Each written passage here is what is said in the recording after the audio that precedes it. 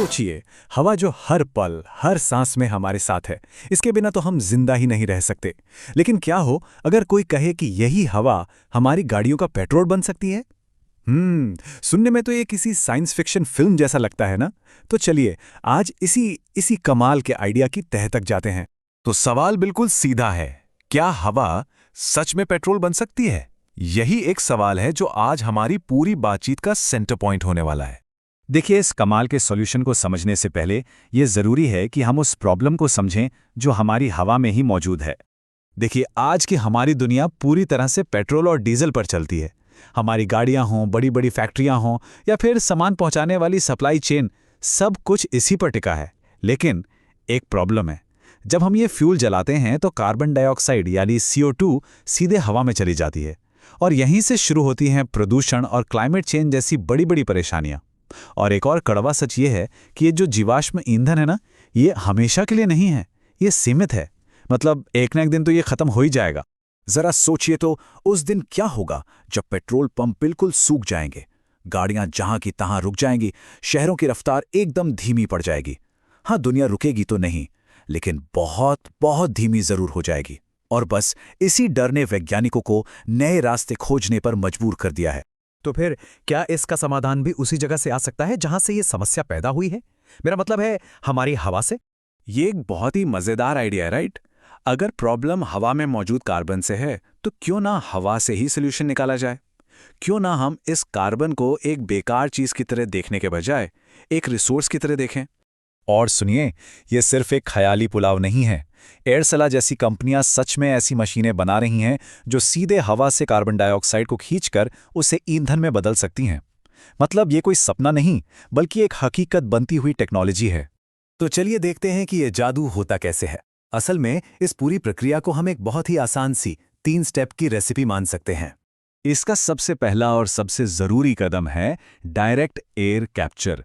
अगर आसान शब्दों में कहूं तो ये एक ऐसी प्रोसेस है जिसमें मशीनें अपने अंदर ढेर सारी हवा खींचती हैं और फिर एक खास केमिकल तरीके से उसमें से सिर्फ और सिर्फ कार्बन डाइऑक्साइड को अलग करके पकड़ लेती हैं। अच्छा, तो ये काम होता कैसे है? ये पूरी प्रोसेस 3 बहुत ही सिंपल स्टेप्स में होती है। सबसे पहले स्टेप 1, कैप्चर। इसमें क्या होता है कि एक लिक्विड सॉल्यूशन का इस्तेमाल करके हवा में से CO2 को पकड़ लिया जाता है। फिर आता है दूसरा स्टेप, क्रिएट। इसमें रिन्यूएबल एनर्जी से, मतलब सोलर या विंड पावर से, पानी को तोड़कर हाइड्रोजन गैस बनाई जाती है। और फिर आता है फाइनल स्टेप, कंबाइन। इसमें जो CO2 पकड़ी थी और जो हाइड्रोजन बनाई थी, उन दोनों को मिला दिया जाता है और बस बन गया फ्यूल। और नतीजा क्या है? नतीजा है असली लिक्विड गैसोलीन यानी पेट्रोल। और सबसे कमाल की बात यह है कि ये फ्यूल हमारी आज की गाड़ियों के इंजन में बिना किसी बदलाव के काम कर सकता है।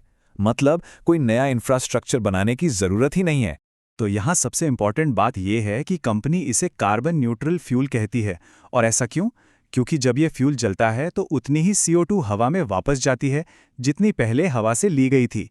ये एक तरह की साइकिल बन जाती है। लेकिन क्या ये सब कुछ इतना आसान है?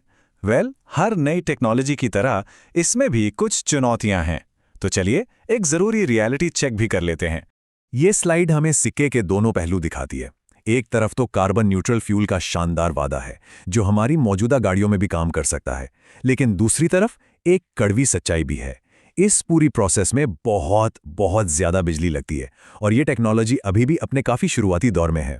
तो फिर सवाल उठता है कि ये टेक्नोलॉजी अभी कहाँ काम आ सकती है? इसका जवाब है ऐसी जगहों पर जहां ईंधन पहुंचाना पहले से ही बहुत मुश्किल और महंगा होता है। सोचिए, दूर-दराज के इलाके, रेगिस्तान या फिर कोई द्वीप या रिसर्च स्टेशन। इन जगहों के लिए तो वहीं पर ईंधन बना लेना एक बहुत ही प्रैक्टिकल सॉल्यूशन हो सकता है। तो ये टेक्नोलॉजी भले ही हर प्रॉब्लम का एकमात्र सॉल्यूशन ना हो, लेकिन ये एक बहुत ही ज़रूरी और एक नया सवाल ज़रूर खड़ा करती है। और वो सवाल ये है, क्या हम सब एनर्जी के बारे में बिल्कुल ही अलग तरीके से सोचना सीख सकते हैं, बिना तेल के कुओं के, बिना ज़मीन की खुदाई के? क्या पता जिस हवा को आज हम एक समस्या की वजह समझ रहे हैं, कल वही हमारा समाधान बन जाए। और अंत में बस एक ही बात है कि भविष्य हमें बना बनाया नहीं मिलता, भविष्य को बनाया जाता है। और इस तरह की नई सोच शायद उसी भविष्य की नींव रख रही है।